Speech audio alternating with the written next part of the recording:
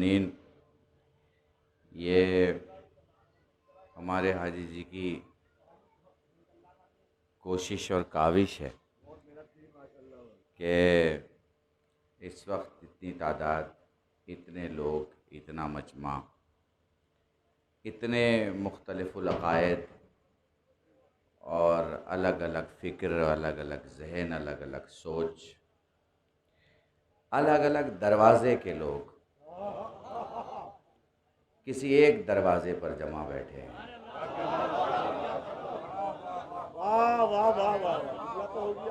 ठीक है, ये मेहनत है जिसने की है, खुदा उसकी तौफ़ीक़ात में इजाफ़ा करे। मेरे दोस्त, मेरे भाई अली भाई ने मुझसे कहा कि पहुंचना है, और मैंने कहा कि इंशाल्लाह कोशिश की जाएगी, और वो कोशिश कामयाब रही। और मेरे सामने जो लोग हैं, जो मजमा है स्टेज पर, नसीम भाई या जितने लोग हैं, आसिफ भाई, मिर्ज़ा साहब वीडियो बना रहे हैं, सारे लोग, शायर इनकलाब उस्ताद शुरा, पिछले 20 साल से मेरी नज़रों के सामने घूमते हुए वो सारे चेहरे, मुद्दत के बाद मैं आपके दरमियान ख़िताब कर रहा हूँ। अब मेरे जुमले को अगर महफूज कर सको तो इस मजलिस को, यानी अगले 45 मिनट, 40-45 मिनट, चूँकि मुझे लगता है आधे पौन घंटे में मजलिस हो सकती है। आप लोग सब पढ़ चुके हैं, बहुत देर से आप बैठे हुए हैं, गर्मी भी है और रात को लोगों को अपने घर भी जाना है, अपनी अपनी ज़िम्मेदारियाँ हैं। तो बहुत ही अहम मौजू लेके चलूँगा। खुश्क होगा, जिसके दिल में जितनी अली की मोहब्बत होगी वो उतना मुस्कुरा के सुनेगा। मैं बिल्कुल नहीं कहने वाला कि आप बोलिए या आप हाथ उठाइए। ये सब कहने की बात इसलिए नहीं होती कि जब जिक्र अली का हो तो मुंह बंद नहीं होता। ये थोड़ी कोई हम या नसीम भाई अपने ही मौला का तस्करा कर रहे हैं। भाई आपके भी तो मौला हैं, जितने हमारे मौला हैं उतने आपके मौला हैं। तो अब साथ चलिएगा, लेकिन एक चीज़ जहन में रखिएगा कौसर भाई, एक चीज़ जहन में रखिए। चूँकि मैं देख रहा था कि जब मैं आया तो बहुत दूर तक आवाज़ जा रही, बहुत दूर। मैंने अली भाई से पूछा कि ये आवाज़ हमारे बरादरान अहले सुन्नत तक पहुँच रही? उन्होंने कहा बिल्कुल, हमारी गली के बाजू में और दूर दूर तक जो है। तो अब ये जहन में रखिएगा कि कल्ब रुशैद बरादरान अहले सुन्नत में पढ़ रहे हैं शियों की गवाही में। वकालत कर रहा हूँ, वकालत कर रहा हूँ। अब समझते रहना कि मैं कब कहाँ क्या पढ़ रहा हूँ, क्या कह रहा हूँ। ठीक है, अब जाहिर सी बात है मौजू कुछ ना कुछ रखना पड़ेगा। तो जो मौजू मैं रख रहा हूँ बहुत खुश्क है, बेपनाह खुश्क मौजू है। आपके भी काम आएगा, मेरी भी काम आएगा। सैयद सज्जाद और अज़ादारी, ठीक है, बिल्कुल अलग मौजू है। जनरली उलमा इन मौजूआत पर गुफ्तगू इसलिए नहीं करते क्योंकि फिर आप सो जाते हैं, और जहां आप सो जाते हैं वहां मौलवी को ये लगता है कि भाई ऐसा कोई मौजू ना छेड़ो जिससे पब्लिक सो जाए। और मेरा जुमला याद रखिएगा, वो उतना ही जागेगा जितना वो अली को पसंद करता हो। मेरी जिम्मेदारी है, जिम्मेदारी को अदा कर। मैं परसों जोरबाग में तकरीर कर रहा था, खुर्शीद भाई थे। मैंने एक जुमला कहा, आप शायर हैं, उलमा मौजूद हैं। हम इंसानों की जिंदगी में, हम इंसानों की जिंदगी में या करम देखने को मिलता है या फजल देखने को मिलता है। हम इंसानों की जिंदगी में या करम देखने को मिलता है या फजल देखने को मिलता है। आप मजलिस तक आ गए, ये करम है। आप फर्श अज़ा पे बैठ गए, ये फजल है। वैसे महसूस करते चले जाएं, पूरी मजलिस में आपके सामने मुकम्मल कर दूंगा, बहुत कम वक्त। घर से निकले, मजलिस तक आए, अल्लाह का करम है। बिना अल्लाह के करम के आप हुसैन की बारगाह में नहीं आ सकते। मगर आके खड़े हैं, टहल रहे हैं, चाय पी रहे हैं, खाना खा रहे हैं, दोस्तों से बात कर, अभी भी करम है। क्योंकि आए तो मजलिस में ही ना, मगर फर्श अज़ा पे आके बैठ गए, ये बिना फजल के नहीं हो सकता। जिसे अहले बैत बख्शना चाहें वही फर्श अज़ा पे बैठता है। बिल्कुल उस मौला के हुक्म और बात से इस्तिफादा कर रहा हूं जिसमें मेरा मौला कहता है कि जब खुदा चाहता है कि किसी को माफ कर दे तो उसमें मेरे बाबा के कब्र की ज़ियारत की तलब पैदा कर देता है। खुदा की कसम, ये मजलिस में आना एक अलग बात है और यहां नीचे बैठ जाना यह अलग बात है। देखो, दो जगह पर भीड़ दिखाई देगी, एक शबे जुमा हुसैन की मजलिस में, एक जुमा अल्लाह की इबादत में। इन दोनों जगहों पर दो मकान में लोग जमा होते हैं, पर दोनों के मजमे में एक फर्क है। अगर महसूस कर पाओ, खुदा की कसम, अल्लाह अपने मजमे में दो को एक करता है। अल्लाह अपने मजमे में दो को एक करता है। कैसे? गरीब भी मांग रहा है, अमीर भी मांग रहा है, दोनों भिखारी हैं। न गरीब को ये कि मैं ही मांग रहा हूं, जब से आंख खोली है मैं ही मांग रहा हूं, जब से आ रहा हूं मस्जिद में मैं ही मांग रहा हूं, जब से अल्लाह ने मुझे पैदा किया और अब्बा ने मेरा नाम रखा मैं ही मांग रहा हूं। तो ये दो मांगने वाले, एक अमीर और एक गरीब। अल्लाह अपने मजमे में दो को एक करता है, हुसैन अपने मजमे में एक को दो नहीं होने देता। मैंने मजलिस पढ़ दी इसे एक जुमले में।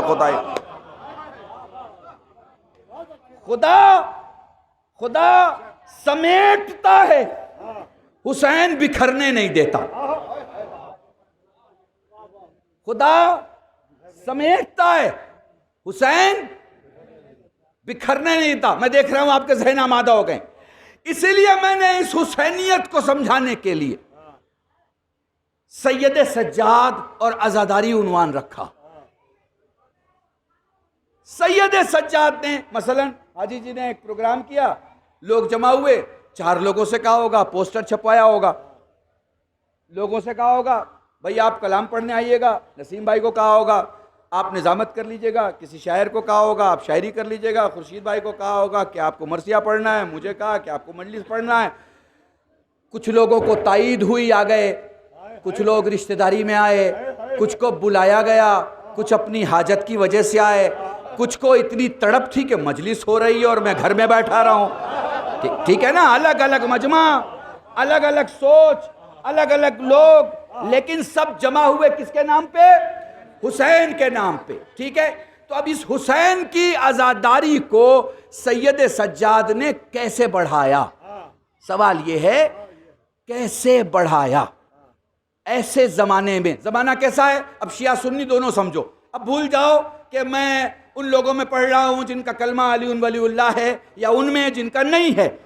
याद रखो, मैं आकिलों में, अक्लमंदों में पढ़ रहा हूं जिनको साफ समझ में आता है कि ये आम है, ये सेब है, ये कोई दूसरा फल है और ये फल नहीं है, सब्जी है। समझ रहे हैं आप? बस मैं उनकी निगाहों के दरमियान पढ़ रहा हूं जिन्हें मैदान दिखाऊंगा तो वो समझ जाएंगे खैबर है, खंदक है, हुनैन है, सिफीन है। ठीक है, मैं उनके दरमियान पढ़ रहा हूं जिन्हें अलम का चेहरा दिखाऊंगा तो अलमबरदार का नाम बता देंगे। जो आंखें खोल के मुझे देख भी रहे हैं, मुझे सुन भी रहे हैं, मुझे समझ भी रहे हैं।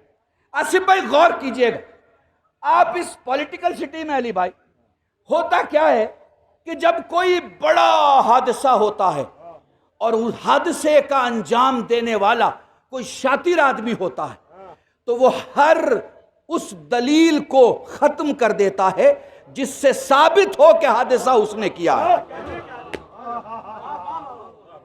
ठीक है, दुनिया की तमाम तर बदतरीन आदतों को अगर जमा कर दो तो उसका नाम यजीद होगा।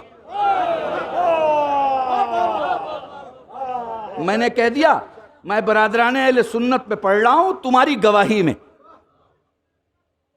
महसूस करना बहुत बड़ा जुमला, ऐसे जुमले पढ़ के जा रहा हूं, फिर इस जुमलों के बाद कोई मुसलमान ये नहीं कहेगा कि हम यजीद को भी मानते हैं।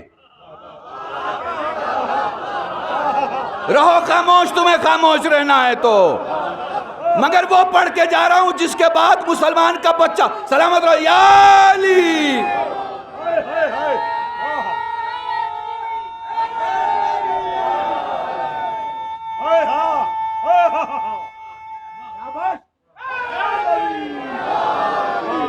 महसूस कर पा रहे हो? दुनिया में बदतरीन गुनाहों का मजमुआ अगर उसे नाम दिया जाए तो नाम होगा यजीद। दुनिया में इंसानी कमालात और खूबियों का सबसे बड़ा चेहरा अगर उसे नाम दिया जाए तो कहा जाएगा हुसैन। खुदा की कसम, मैं तुम्हारे दरमियान कोई आयत नहीं पढ़ रहा, मैं तुम्हारे दरमियान कोई हदीस नहीं पढ़ रहा, मैं तुम्हारी अक्लों से गुफ्तगू कर रहा हूं, अक्लों से। अगर रास्ते पे खड़े होकर मैं तुमसे पूछूं, बताओ मुस्तफाबाद के किस गली में तुम्हारा मकान है, तो क्या कुरान देखने जाओगे कि आयत बताए कि मकान कहां है? सलामत रहो।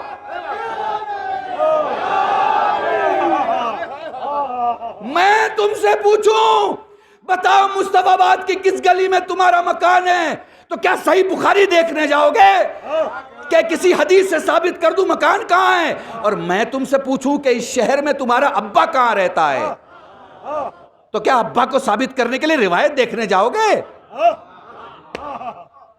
इसी तरह कुछ सच्चाइयां इस्लाम में ऐसी हैं जिनको दिखाने, बताने और साबित करने के लिए रिवायत और आयत की जरूरत नहीं, तारीख कह देती है लानत उसके सर है, दुरूद उसके पास है।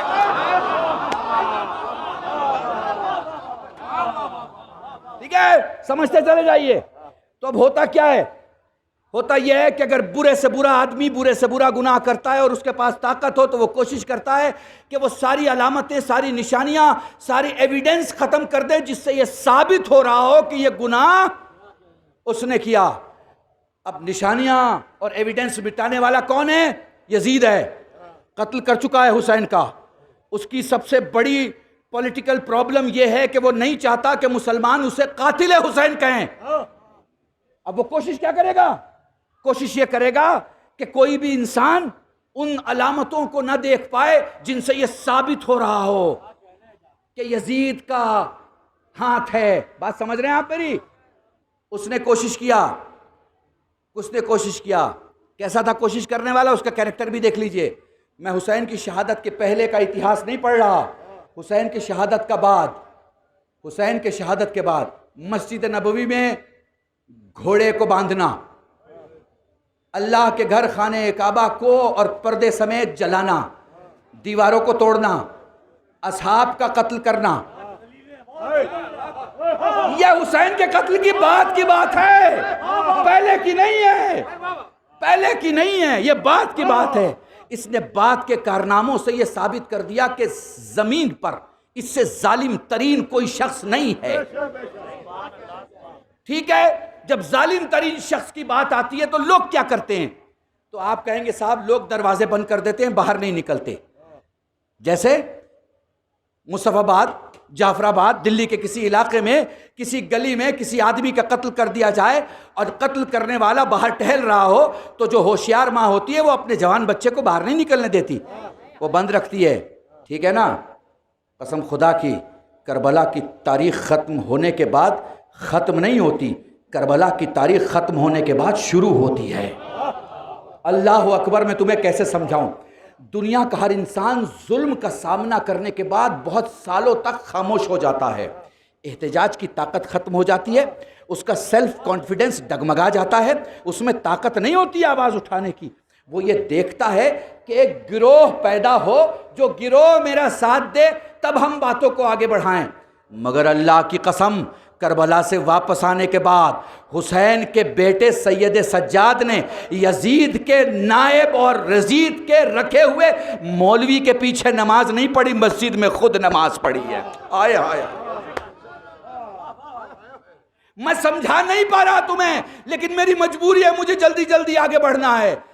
होता यह है कि बादशाह को खुश करने के लिए बादशाह से डरे हुए सारे लोग जब मस्जिद में जाते हैं तो उस मौलवी के पीछे नमाज पढ़ते हैं जिसे बादशाह ने उस जगह रखा हो, जुमा पढ़ाने के लिए, तकरीर करने के लिए, मजहबी बातों के लिए। लेकिन सज्जाद की पूरी तारीख उठा के देख लो, सज्जाद की पूरी तारीख उठा के देख लो। घर से निकले, मस्जिद में आए, अल्लाह अकबर कहा, नमाज शुरू की, लोग पीछे नमाज पढ़ रहे थे, सज्जाद ने किसी के पीछे नमाज नहीं पढ़ी। एक जुमला कहूँ, कहते हो अली ने नमाज पढ़ी, किसी के पीछे पढ़ी, अली ने नमाज पढ़ी, किसी के पीछे पढ़ी। मोहम्मद के ज़माने में अली किसी के पीछे क्या पढ़ेंगे, जब यजीद के ज़माने में सज्जाद ने किसी के पीछे नहीं पढ़ी।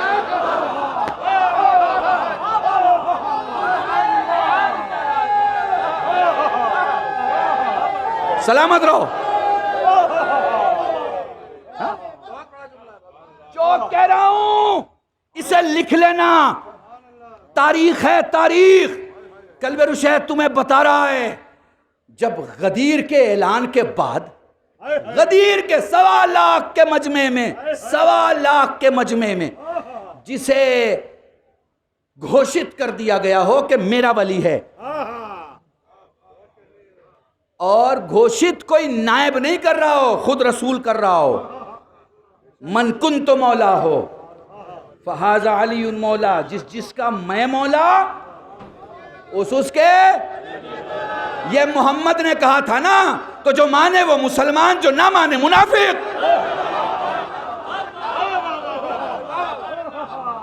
महसूस कर पा रहे हो? तो ऐलान हो गया।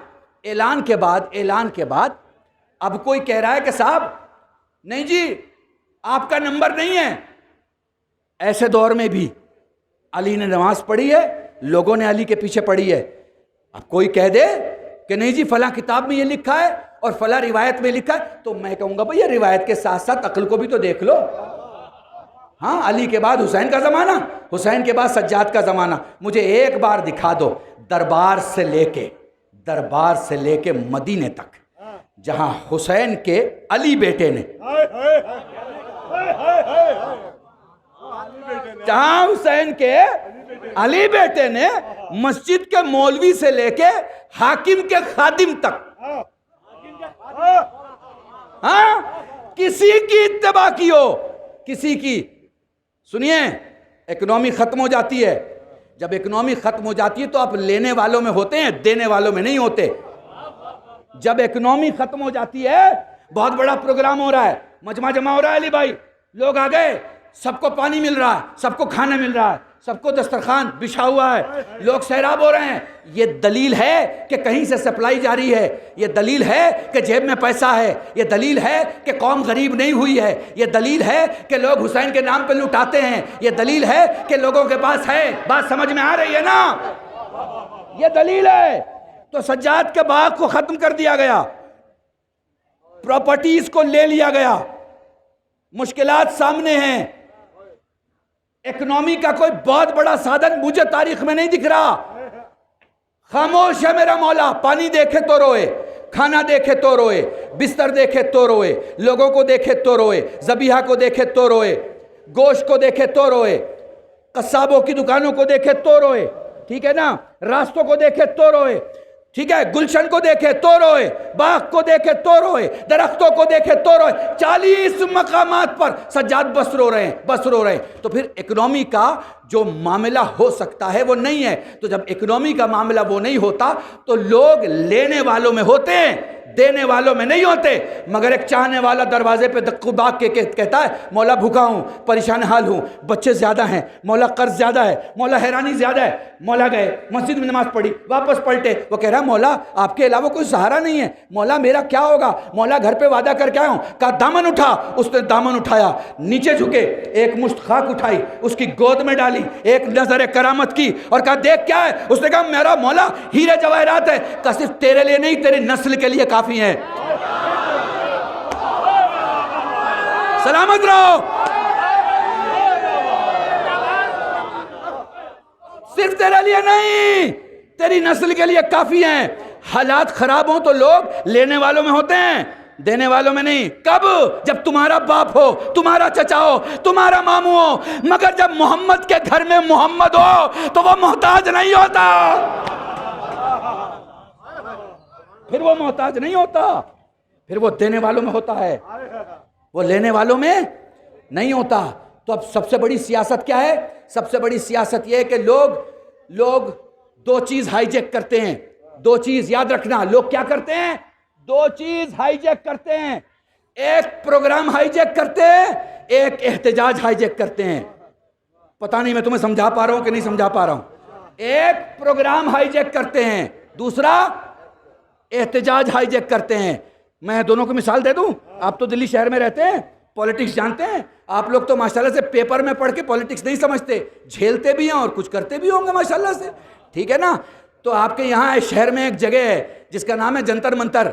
जब आप वहां जाइएगा तो वहां नाराज लोग बैठे होते हैं। बहुत शॉर्ट में समझाऊं, नाराज लोग, हुकूमत से नाराज, अपने काम से नाराज, हालात से नाराज, हैसियत से नाराज, अपनी नाकामी से नाराज। ये नाराज लोग जंतर मंतर पे जमा होते हैं। तो होता क्या है, कभी कभी ऐसा भी होता है जिसके खिलाफ बैठे हैं वही आ जाता है फोटो खिंचाने के लिए।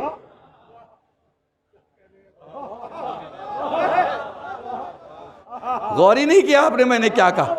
भाई वो गरीब जिसके खिलाफ बैठा है वही आ जाता है, कह रहे भाई क्या बात है, हमसे क्या नाराजगी, हम तो दोस्त हैं, पुराने साथी हैं आपके, आप कैसे हमसे नाराज हो गए। उसने चचा का मिसाल दिया, ताऊ का मिसाल दिया, बड़े भाई का मिसाल दिया और कहा भाई हम लोग तो बचपन से साथ खेले, एक ही गली में रहे, आप कैसे नाराज हो गए। लो जी फोटो लो इनके साथ हमारी। और उसने कंधे पे हाथ रख दिया। प्रोग्राम किया था उसने, बेचारे ने 20 साल की मेहनत के बाद उसने 20 मिनट में सारा प्रोग्राम खराब कर दिया।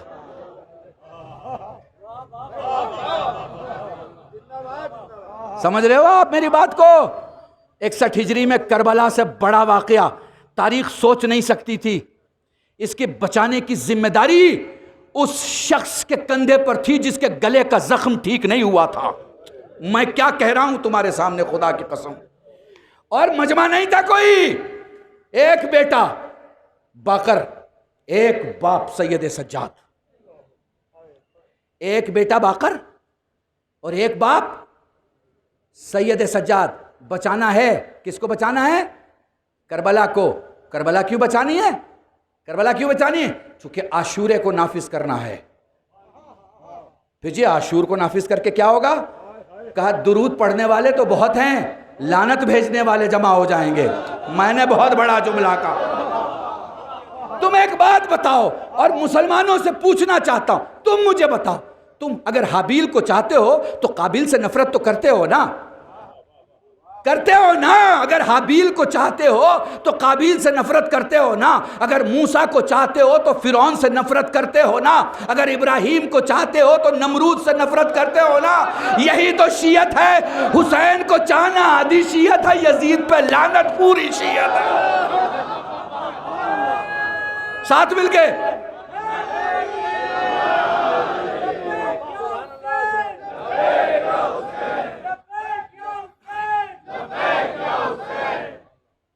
मिलजुल कर दुरूद पढ़े मोहम्मद वाह। महसूस कर पा रहे हो? देखो बहुत जल्दी जल्दी जा रहा हूं मैं, जल्दी जल्दी निकल रहा हूं ताकि वक्त नहीं है और मुझे मसाइब भी पढ़ना है। मुझे पता है आप थके हुए हो, दूर तक आप बैठे हो। खुदा की कसम तुम्हारी गवाही में अपने मुसलमान भाइयों से बात कर रहा हूं। सोचना, ऐसा क्या मुसलमान चलेगा जो हाबील को भी माने और काबिल को भी माने? ऐसा मुसलमान चलेगा जो मूसा से भी प्यार करे और फिरौन से भी प्यार करे? ऐसा मुसलमान चलेगा जो इब्राहिम को भी अलैहिस्सलाम कहे और उधर जब मौका मिल जाए तो नमरूद की तरफ भी हो लिया करे? हैं? चलेगा? यही तो हम समझा रहे हैं भैया। मोहम्मद को मान रहे हो तो फिर उन घरों को देखो जिसमें मोहम्मद नहीं जाते थे।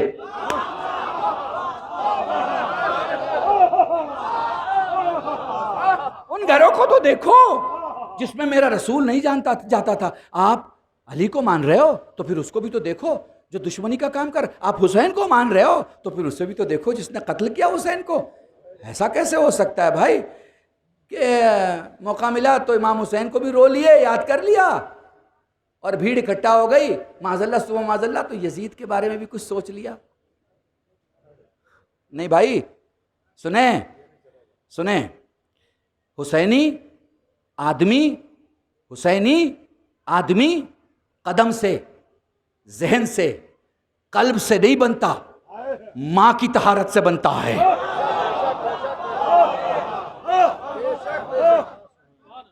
मां की तहारत से बनता है, मां की तहारत से बनता है। सुनो, मां का भी एक बड़ा किरदार है। ये जो तुम बैठे हो ना, ये मां का किरदार है। ये जो मैं बोल रहा हूं ना, ये मां का किरदार है। ये जो जाके थकोगे नहीं ना, मां का किरदार है। ये जो पलट के दोबारा आओगे ना, मां का किरदार है। बताओ मुझे कोई ऐसा मातमी दिखा दो जिसने कहा इस साल बहुत मातम किया, अगले साल नहीं करूंगा। एक दिखा दो, एक दिखा दो, एक दिखा दो जो ये कहता हो नहीं जी पिछले साल तो बहुत मातम कर लिया, अगले साल नहीं करे, बदन को आराम देंगे। हैं? एक दिखा दो जिसने 2 लाख 5 लाख 10 लाख मजलिस के तबर्रुक में खर्च किया हो और वो अपनी बीवी से धीरे से कह रहा हो इस साल जरा ज्यादा खर्च हो गया, अगले साल कम कर लेंगे। एक दिखा दो, एक दिखा दो, एक दिखा दो। इलाके में 10 मजलिस होती थी, किसी जवान ने कहा जी मजलिसें बहुत हो रही हैं, अगले साल से कुछ कम कर लेंगे। एक दिखा दो हमें। हाँ, क्यों भाई? हर चीज में बचाव है, हर चीज में हिफाजत है, हर चीज में लोग अपने अपने बजट को संभाल के चलते हैं। यहां ये क्यों नहीं सोचते?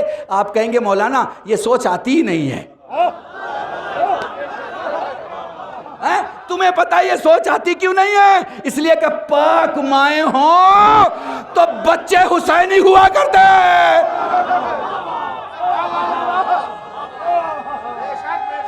साथ मिल गए।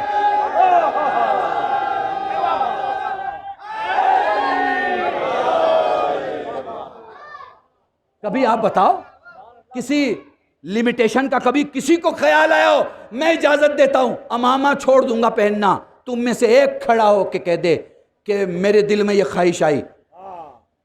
खुदा की कसम तुम में कोई कह नहीं पाएगा। इसलिए नहीं कह पाएगा कि जब पाक माएं किसी वजूद को सामने लाती हैं तो यह तय होता है कि उनकी सोच क्या होगी। तय होता है, ये तय होता है। जुमला कहूं, माएं नजिस हों तो बेटा कातिल होता है। भाई जाग के सुनना, माएं नजिस हों तो बेटा कातिल होता है, माएं पाक हो तो बेटा गर्दन कटा के भी सुल्तान होता है।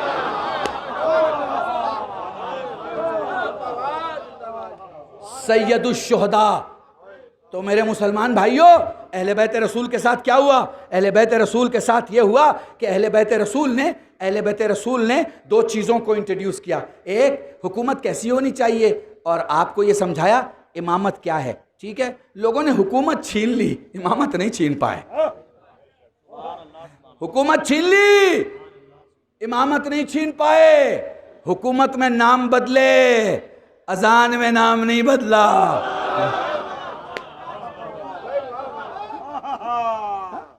तुम बहुत ताकतवर थे ना, तुमने फलां शहर का गवर्नर फलां को बना दिया।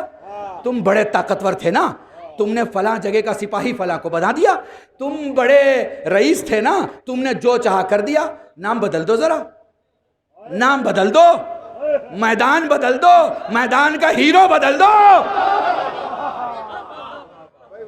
नहीं कर सकते। क्यों नहीं कर सकते? क्योंकि इसकी हिफाजत सैयद सज्जाद ने की।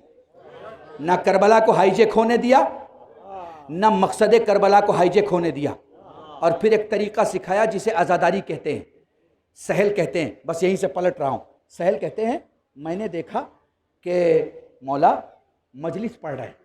आसिफ भाई सुनेगा, पूरी रिवायत सुनाता हूँ। उमूमी तौर पर रिवायत के बहुत कम जुमले हमारे उलमा बयान करते हैं। आसिफ भाई, सहल कहते हैं मैंने देखा कि मौला सुनना मेरे जवानों, तुम्हें ये हदिया कर रहा हूँ, मेरे मुसलमान भाइयों, देखो आज़ादारी की क्या अहमियत है, इसे नवासे रसूल के हवाले से समझा रहा हूँ तुम्हें। सहल कहते हैं मैं सैयद सज्जाद के पास बैठा था, मजलिस ख़त्म हो गई, मैंने देखा कि उनकी बातों से हम सब रोने लगे। हमने देखा सब लोगों ने ज़मीन पे झुक झुक के, जैसे वो बोलते हैं ना, अपने आप को बिल्कुल ज़मीन पे गिरा के रोना। एक होता है धाड़े मार के रोना, एक होता है रोते रोते बेहोश हो जाना, एक होता है रोते रोते ज़मीन बोस हो जाना, एकदम ज़मीन पे गिर जाना। कहने लगे जब हमने देखा हम सब की हालत यह है गिरिए की कि हम ज़मीन पे झुक चुके हैं, हमने देखा सज्जाद दिखाई नहीं दे रहे। हम अपनी जगह से उठे, हमने चारों तरफ गौर से देखा तो सज्जाद वहाँ बैठे थे जहाँ हम सब अपनी चप्पलें उतार के आए थे। और सुनना, गौर से सुनना जो समझाने जा रहा हूँ तुम्हें। जब आप चप्पलें उतार के आते हो तो फिर आपके चप्पलों का चेहरा अपने प्रोग्राम में जाने की तरफ होता है, और जब आप वापस आते हो तो आपको सीधी चप्पल चाहिए होती है पहनने के लिए। हमने देखा कि सज्जाद चप्पलों को सीधा कर रहे हैं और सीधा करके रख रहे हैं। हमने बढ़ के कहा मौला मर जाए हम, मौत आए हमें, हमारी ज़िंदगी में तू हमारे पापोश को, हमारे नालैन को, हमारी जूतियों को सीधा कर। फरमाते हैं सहल सुन, ये मेरे बाबा को रो रहे हैं, ये मेरे बाबा को रो रहे हैं, ये मेरे बाबा के आज़ादार हैं। सबसे पहला हक मेरा है कि मैं दुनिया को बताऊं कि इनकी इज्जत क्या है। आपने एक बात महसूस की होगी, एक बात याद रखना, आज़ादारी से करबला नहीं है, ये तुम्हारे रोने से मेरे पढ़ने से करबला नहीं, करबला से मेरा पढ़ना और आपका रोना है। महसूस कर पा रहे हो? करबला से सब कुछ है, हम करबला से हैं, हमसे करबला नहीं है। इस गलत फहमी मत रहना कि मातम अगर कर रहे हो तो तुमसे पहचान हो रही या तुमसे करबला बन रही। नहीं, करबला से आप बन रहे हो, करबला आपको संभाले हुई है, ठीक है। करबला एक तहजीब का नाम है जो दूसरी तहजीब को आने नहीं देती। आप देखते हो ना नोहा पढ़ने वालों में, जहां आप मिसरे की कमी देखते हो, जहां आप दर्द कम और स्टाइल ज़्यादा देखते हो, जहां आप बालों के रंग में, तरतीब में और आने और जाने में और स्टाइल में और कपड़े में और स्टाइल और ये जो सोशल मीडिया की जो क्लिपिंग्स हैं, इनमें जहां आप थोड़ी सी कमी देखते हो आपको दर्द होने लगता है, आप परेशान होने लगते हो, आपस में एक दूसरे से बात करने लगते हो, आपको लगता है कि ये मसनवियत, दिखावा है ना, एक्टिंग हमारे यहाँ नहीं आनी चाहिए। ये कहाँ से आता है आपके अंदर? क्योंकि ये आपको सज्जाद बता गए हैं। ये आप सबकी जिम्मेदारी है सैयद सज्जाद की तरफ से कि आज़ादारी में कोई मसनवियत ना आने दें। ये आपको जवाब देना है अपने चौथे मौला को। पूछा जाएगा तुम्हारे सामने, क्या तुम्हें जहन में नहीं था कि तुम्हारे अहद का शायर कैसे कलाम पेश करता था? अभी मरसिया हो रहा था, आप कलाम पेश कर रहे थे, एक एक मिसरा इतना खूबसूरत था कि आदमी अगर रोए तो रोने के लिए उसे अगर कोई दर्द की बात चाहिए वो मिसरे काफ़ी थे। बस वो सोचता और रोता। क्यों? इसलिए कि दिखावा नहीं है, इसलिए कि चीज़ों को सेल करने का, चीज़ों को पेश करने का, चीज़ों को सजा के संवार के लोगों के सामने लाने का जो तरीक़ा मसनवियत के साथ होता है, दिखावे के साथ होता है, वो अलग होता है। उसकी फ़र्श अज़ा पे कोई क़ीमत नहीं है, फ़र्श अज़ा पे कोई क़ीमत नहीं है। फ़र्श अज़ा पे सिर्फ खुलूस चलता है। एक आलिम दीन है, आसिफ भाई सुनेंगे, एक आलिम दीन है तेहरान में, नसीम भाई तेहरान में सारे दिन मजलिस पढ़ते हैं। उनको बच्चों ने कहा हमारे यहाँ की मजलिस पढ़ दीजिए। उनको किसी बड़ी जगह मजलिस पढ़ने जाना था। उन्होंने कहा कि बच्चों मेरे पास वक्त नहीं है। कहा देख लीजिए अगर हो सके तो 10 मिनट हमारी भी चाय पी लीजिए। वो आ गए और जल्दी में उन्होंने 10 मिनट में मजलिस पढ़ी और उसके बाद सारे शहर में मजलिस पढ़ी। सो गए। रात में ख्वाब में जनाब फातिमा को देखा। उनसे सवाल किया, बीबी आप मेरे किस अमल से ज़्यादा खुश हुई हैं? फरमाया वो जो सारे दिन में तू बच्चों के पास हमारे मसाइब पढ़ रहा था ना, वो हमें बहुत अच्छा लगा। क्यों? इसलिए कि वहाँ कोई मसनवियत नहीं थी, वहाँ कोई दिखावा नहीं था। बच्चे हाथ जोड़ के कहने वाले थे मौलाना साहब पढ़ दीजिए, और मौलाना पढ़ने वाले थे। और मौलाना जब पढ़ रहे थे तो उनको जहन में ये नहीं था कि फ़लाने कोने से बहुत आवाज़ आए और फ़लाने कोने से नारा आए और फ़लाने कोने से गिरिए की आवाज़ है। उनको ये था कि बच्चे मसाइब समझ जाएं कि अली असगर कैसे शहीद हुए, अली अकबर कैसे शहीद हुए। तो आज़ादारी की तहजीब की हिफाजत कीजिए। आप में औकात नहीं है आज़ादारी की हिफाजत करने की, ना। आज़ादारी की हिफाजत करके सज्जाद चले गए, आज़ादारी की हिफाजत करके बाकर चले गए। आज़ादारी की हिफाजत करने वाला पर्दे गैब में मौजूद है। जो आज़ादारी की हिफाजत करता है वो खून के आंसू रोता है। काहे के आंसू रोता है? खून के। हम और आप कौन से आंसू रोते हैं? पानी के। क्योंकि हम सुन के रोते हैं, वो देख के रोता है। बस दूर तक माशाल्लाह सर ही सर है, ये मजमा जमा है। फिर वापस दोहरा रहा हूं मेरे मुसलमान भाइयों, गौर करना। आदम के बेटे हाबील को जिन्हें कत्ल कर दिया गया, अगर मानते हो तो काबिल को बुरा कहोगे कि नहीं कहोगे? मूसा को पूरी ज़िंदगी फ़िरौन ने सताया। मूसा को अगर चाहते हो तो फ़िरौन को बुरा कहोगे नहीं कहोगे? नमरूद को बुरा कहोगे नहीं कहोगे? इब्राहीम को जितना सताया है उसका कम से कम बदला तो ये है ना कि जब नमरूद का नाम लो तो गुस्से में लो। इसलिए जब भी हम कातिल हुसैन का नाम लेते हैं तो हम गुस्से में लेते हैं। जब भी हम यजीद का नाम लेते हैं हम पूरी नफ़रत के साथ लेते हैं। माफ़ कीजिएगा, हमारी जन्नत आपके हिस्से में नहीं है, जहरा के हिस्से में है। इसलिए हम वो ज़िंदगी जिएंगे जो फ़ातिमा हमसे चाहती हो। मैंने परसों ही एक जुमला कहा, मैं ये नहीं कहता कि तुम सब जन्नत में इसलिए चले जाओगे कि तुम्हारी नेकियां बहुत अच्छी हैं, दुनिया में कोई तुमसे ज़्यादा नेक नहीं है। नहीं, मैं ये कहता हूँ चूँकि तुम हुसैन को रोते हो, चूँकि फ़ातिमा ने अपने बेटे के रोने वालों की जिम्मेदारी ली है, मैं उस जिम्मेदारी के बलबूते कहता हूँ तुम ज़रूर जन्नत में जाओगे। मैं उस जिम्मेदारी की गुफ्तगू नहीं कर रहा हूँ जो खुद जन्नती नहीं है। मैं उस जिम्मेदार की जिम्मेदारी की गुफ्तगू कर रहा हूँ जो खातून जन्नत है। खातून जन्नत एक दिखा दो, हव्वा से लेके, मरियम से लेके, आसिया से लेके, सारा से लेके, एक दिखा दो जो खातून जन्नत हो। मेरे अजीज़ दोस्त मौलाना कमर सुल्तान साहब से गुफ्तगू हो रही थी। उन्होंने आज़मत जनाब सैयदा में कहा, भाई खातून जन्नत। मैंने कहा हाँ, ये तो जनाब ज़हरा के सिवा कोई नहीं, वही है। तो खातून जन्नत कह रही हैं कि सैयदा शबाब अहल जन्नत के गम में जो रोया उसकी जन्नत की जिम्मेदारी हमारी है। तो इसलिए हम उम्मीदवार हैं कि जब बीबी, जब शहज़ादी, जब रसूल की बेटी।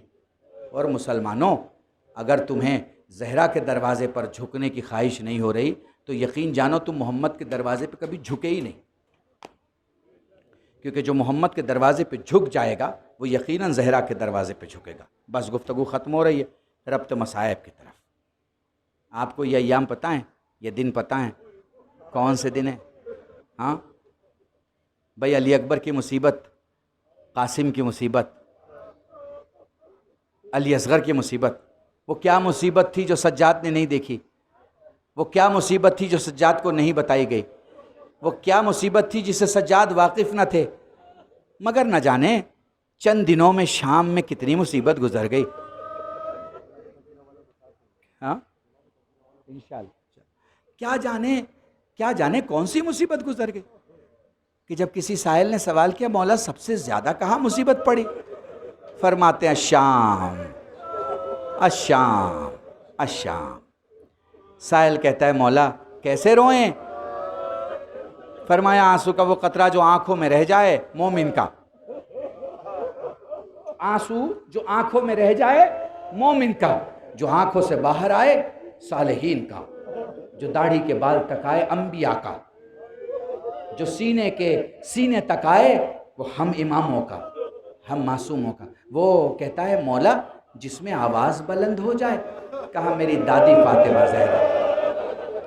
बस जैसे ये आवाज़ तुम्हारी निकली है ना बेचैनी में, ऐसे ही रोया, ऐसे ही रोया, ऐसे रोया करो कि मुस्तफ़ाबाद की इस गली के बाहर से कोई गुजर रहा हो तो तुम्हारी रोने की आवाज़ सुन के उसे यकीन आ जाए कि कोई मर गया। बिहार के हमारे आलिम अहले सुन्नत थे, मेंबर ऑफ पार्लियामेंट थे कासमी साहब। उनसे एक अहले सुन्नत वल जमात के एक जवान ने पूछा, मौलाना आपका क्या कहना है, गमे हुसैन पर चिल्ला के रोना या आंसू बहाना, शहादत हुसैन पर गिरिया करना, आपका नज़रिया क्या है? पता है उन्होंने जवान से क्या कहा? कहने लगे क्या तूने किसी जवान की मैयत देखी है? कहा हाँ देखी है। कहा ये बता रोने वाले घर के बाहर ज़्यादा होते हैं या घर के अंदर ज़्यादा होते? उसने कहा घर के बाहर तो इतने रोने वाले नहीं होते, मगर जब मैयत घर के अंदर ले जाई जाती है तो कुछ लोग होते हैं जो धाड़े मार के रोते हैं। उन्होंने पलट के उस जवान से कहा उस धाड़े मार के रोने वाले को क्या रिश्ता बताना पड़ता है? कहा नहीं, आवाज़ें सुन के समझ में आ जाता है कोई भाई रहा होगा, कोई बहन रही होगी, कोई माँ रही होगी, चूंकि ये अपने जाने वालों को ऐसे रोते हैं कि इनकी रोने की आवाज़ों से, तो अली अकबर को ऐसे रोया करो कि तुम्हारे रोने की आवाज़ से लोगों को लग जाए कि कोई जवान चला गया। जज़ाकुमुल्लाह। बड़े आराम से पढ़ रहा हूँ, बड़े आराम से। हाँ, एक जुमला सुनोगे, तुम्हें तैयार कर रहा हूँ, एक जुमला सुनोगे भाई। कभी आप लिखे कलाम तो आप ज़रूर लिखिएगा। शख्स आता है मौला के पास, आपके चौथे मौला के पास एक शख्स आता है, उस्ताद वो कहता है मैं गरीब हूँ, मैं गरीब हूँ, मेरी मदद कीजिए। पलट के फरमाते हैं क्या तू गरीब है? वो कहता हाँ मौला मैं गरीब हूँ। कहा एक बात बता, इस शहर में अगर तू मर जाए तो कोई तुझे दफन करेगा या दफन नहीं करेगा? कहा मौला मुसलमानों में लाशें नहीं छोड़े जाती। फरमाया तो मानता है ना कि तुझे दफन किया जाएगा? कहा हाँ मौला, हाँ मौला मानता हूं कि दफन किया जाएगा। तो फरमाया फिर तू गरीब नहीं है, फिर तू गरीब नहीं। सज्जाद रोने लगे, वो पलट के सज्जाद को देख रहा था, करबला का रुख कर कहते हाय रे मेरा गरीब बाबा। जज़ाकुमुल्लाह। खुदा तुम्हें कोई गम ना दे सिवाय गम सैयदुश्शोहदा के। बस दो रिवायतें मुझसे सुन लो ताकि अज़ादारी की अगर कोई खिदमत कर पाऊँ तो मेरे मरने के बाद मुझे काम आए। मुझे नहीं पता अगर तुम रोगे तो ज़हरा तुम्हें क्या क्या देंगी। बस इतना मालूम है कि एक माँ है जिसका एक हाथ पसलियों पे होता है और एक हाथ आसमान की तरफ होता है। मेरे अल्लाह मेरे हुसैन के चाहने वालों की खैर हो। जज़ाकुमुल्लाह, जज़ाकुमुल्लाह। खुदा तुम्हें कोई गम ना दे सिवाय गम सैयदुश्शोहदा के। दो तीन बातें सुन लो और मजलिस तमाम है। 4 साल की सैदानी है, नाम है सकीना। पैदाइश हो चुकी है, हुसैन अपनी बेटी को देख के रो रहे हैं। ज़ैनब करीब आके फरमाती हैं भैया जब अल्लाह इज्जतों की चादर किसी के कंधे पर डाले तो उसे बेटी अता करता है। रो के फरमाया मैं इस बात के लिए रो रहा हूँ कि इसके सीनों साल कम होंगे, मुसीबत ज़्यादा हो। पाँव छोटे हैं, सफ़र बड़ा होगा, कदम नाजुक हैं, कांटों से भरा रास्ता होगा। जज़ाकुमुल्लाह, जज़ाकुमुल्लाह। मैं आपको कैसे समझाऊं, बस करीब से 1-2 रिवायतें सुन लो और मजलिस तमाम है। आपने सुना होगा कई बार, सोचिएगा ज़रा गौर कीजिएगा, आपने सुना होगा कई बार जनाब सकीना ऊँट से गिरी, मगर इसके साथ साथ ये नहीं सुना होगा गिरने के बाद किसी को पुकारा हो। आपने कई बार सुना होगा जनाब सकीना ऊँट से गिरी, मगर आपने ये नहीं सुना होगा कि गिरने के बाद बाबा को पुकारा हो, चचा को पुकारा हो, फूफी को पुकारा हो। नहीं सुना होगा आपने। एक आलिम कहता है मैं भी परेशान था, मैं भी परेशान था कि सकीना ने गिरते वक्त किसी को क्यों नहीं पुकारा। अचानक में कहता है मुझे पता चला, मुझे बाद में पता चला जब छोटी बच्चियां बुलंदी से गिरती है बेहोश हो जाया कर। जज़ाकुमुल्लाह, जज़ाकुमुल्लाह। जब कोई बेहोश हो जाए, जब कोई बेहोश हो जाए तो फिर वो किसी को पुकारने की हालत में नहीं रहता। जज़ाकुमुल्लाह। मैं तुम्हें कैसे समझाऊं, वो सकीना है। लो कूफा आ गया, लो सैदानियाँ 18 घंटे तक खड़ी रहीं। अरे जिनके दरवाजे पे मलाएक खड़े हुआ करते थे वो यजीद और यजीद वालों की दरबार में खड़ी हैं। तुम्हें कैसे समझाऊं, कैसे बताऊं। एक बीबी है 4 साल की, नाम है सकीना। बातें की जा रही हैं, लब हिल रहे हैं मगर आवाज़ बाहर नहीं आ रही। अल्लामा हसन ज़ैदी का जुमला नकल कर रहा हूँ। मरूब मगफूर फरमाया करते थे, सैयद सज्जाद कहते जालिम मेरी बहन का गला इतनी तेज़ी से बंधा है, वो बोल तो रही है मगर आवाज़ बाहर नहीं आ रही। गला खोला गया, पूछा गया बाबा का नाम क्या है? बताया मेरे बाबा का नाम हुसैन इब्न अली। सुना है तेरा बाबा तुझे बहुत चाहता था। वो कहती हैं कैसी बातें करता है, क्या तू साहिब औलाद नहीं? दुनिया का हर बाप अपने बच्चों को चाह करता है, हाँ मेरा बाबा मुझे बहुत चाहता था। सुना है तेरा बाबा तेरे लिए तोहफे लाया करता था। कुछ उलमा कहते हैं तश्ते तला सामने लाया गया, तश्ते तला सामने लाया गया, कपड़े को हटाया गया। कुछ कहते हैं सकीना ने पहचाना बाबा का सर है।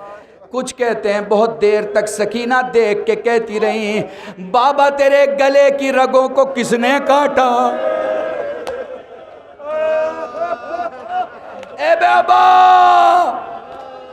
खून से भरा हुआ तेरा चेहरा कैसे इस तरह हुआ?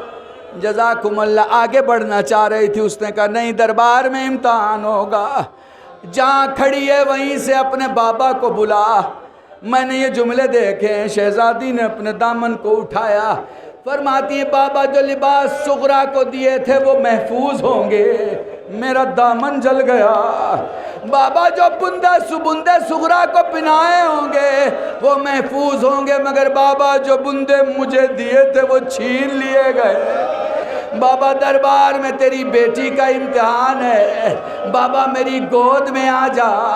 बोलो तश्ते तला से सर बुलंद हुआ, बोलो सकीना की गोद में आया। मुझे नहीं पता बेटी ने क्या नोहा पड़ा, मगर एक कोहराम था। सैदानियों की जबान पे वाह हुसैना की सदाएं थी। जज़ाकुमुल्लाह। थक तो नहीं गए ना, थक तो नहीं गए। रोते रोते न थका करो, क्योंकि कोई तुम्हें तमाचे नहीं मार रहा। तुम इतने प्यासे नहीं कि तुम्हारा गला सूख गया हो। याद करो सैयद सज्जाद और सकीना को इतने ताजियाने मारे जाते थे। सकीना अपने भाई सैयद सज्जाद से आके कहती, भैया इनसे ये कह दे, मैं ये नहीं कहती तमाचे ना मारे, बस ये कह दे मेरे चेहरे पे ताजियाने ना मारे। जज़ाकुमुल्लाह, जज़ाकुमुल्लाह। खुदा तुम्हें कोई गम न दे सिवाय गमे सैयद शुहदा के। लो दो जुमले मसाइब के और सुन लो, मजलिस तमाम है। करबला में सब प्यासे थे, करबला में सब बहुत प्यासे थे। करबला के प्यासों ने प्यास को मुताज्जिब किया, मगर सकीना की प्यास ने प्यास को रुला दिया। पता नहीं शायद मैं आपको समझा पाऊँ, ये शोरा बैठे अदब की ज़बान समझते हैं। यानी प्यास भी अगर रोई होगी तो वह सकीना की प्यास पे रोई होगी। मुझे करबला में सुनाई दिया कि सकीना ने कहा मुझे प्यास लगी है, मगर अब्बास के जाने के बाद एक जगह भी दिखाई नहीं दिया जहाँ सकीना ने कहा ओ मुझे प्यास लगी है। गर्मी का मौसम है, गर्मी का मौसम है। तुम्हें पता है अरब की रेगजार में, अरब की गर्मी में सज्जाद क्या करते थे? जब ऊंट बैठ जाता था, ऊंट की पीठ के साए में ज़मीन को छू कर देखते थे। जहाँ थोड़ी सी ठंडक होती थी वहाँ अपनी बहन को खाक कानों के पास रख के सुला देते थे। कहते थे मैं यहाँ खड़ा हूँ, तू थोड़ी देर के लिए सो जा, तू थोड़ी देर के लिए सो जा। मैंने तारीख़ में सज्जाद को ये करते देखा, और मैंने तारीख़ में सकीना को एक और अमल करते देखा। मैंने देखा जालिम ने सकीना की प्यास को देखते हुए सबसे पहले पानी लेकर आया। लोग समझे पानी पिलाएगा, मगर सकीना के करीब आके पूरा पानी ज़मीन पे डाल दिया। जुल्म की इंतहा थी, बच्ची ने पानी को ज़मीन पे मिलते हुए देखा। फिर पता है हुसैन की बेटी ने क्या किया? नन्हे नन्हे हाथों से मिट्टी को उठाया, मिट्टी उठा के सज्जाद के पास लाई। तौक पे मिट्टी को रख के कहा भैया शायद थोड़ी देर तौक की गर्मी कम हो जाए। जज़ाकुमुल्लाह। बस आखिरी जुमला और मजलिस तमाम है। कितनी प्यास थी उसे सुन लो। मैं मुसलसल पढ़ा करता हूँ। 3 मैयतें ऐसी हैं जिसके गुस्ल देने वाले चिल्ला के रोए। सीन से सैयदा, सीन से सज्जाद, सीन से सकीना। वो लो सैयदा को गुस्ल दिया गया, अली चिल्ला के रोए। सलमान ने पूछा मौला इतना गिरिया क्यों? कहा सलमान बिन्त रसूल ने अपना जख्म दिखाया नहीं था, अपनी दर्द को छुपा लिया। जज़ाकुमुल्लाह। वो लोग बाकर गुस्ल दे रहे हैं, वो लोग बाकर गुस्ल दे रहे हैं, चिल्ला के रोए। चाहने वाले ने कहा मौला इतना गिरिया क्यों? कहा मेरे बाबा का जख्म सूखा न था। वो लो सकीना को गुस्ल दिया गया। कहीं लैला चिल्ला के रोई, कहीं रबाब चिल्ला के रोई, कहीं जैनब चिल्ला के रोई। सज्जाद ने पूछा फूफी अम्मा ये इतना गिरिया क्यों? कहा मेरे लाल ना पूछ, फूफी अम्मा हक का वास्ता। जैनब फरमाती है मेरे लाल मेरी सकीना इतनी प्यासी थी, जब हमने एक चुल्लू पानी सकीना के चेहरे पर डाला पानी खुश्क हो गया। जब दूसरा चुल्लू पानी डाला गया पानी सूख गया। अरे जब तीसरा चुल्लू पानी डाला गया पानी सूख गया। सज्जाद कहते फूफी अम्मा मुझसे भी मेरी बहन ने कहा था भैया कब्र की जमीन देखना, नर्म जमीन पे दफन करना, क्योंकि प्यास हड्डियों में उतर चुकी है। हाय सकीना हाय